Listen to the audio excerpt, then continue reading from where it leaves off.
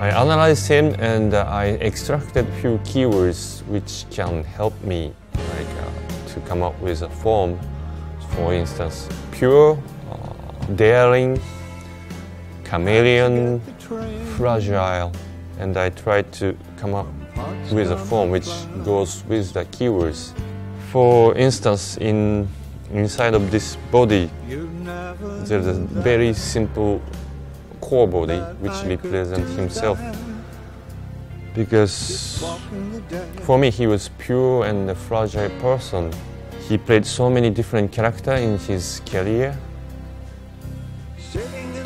Of course, for his creation, but it's also to protect him.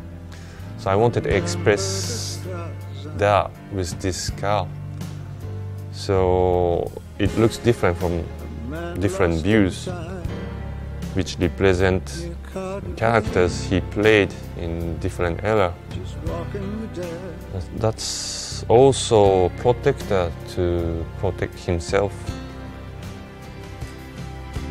Crystals coming outside from his body, which represent his creation, his songs, his words, which always encouraged me. So it's kind of crystal, pure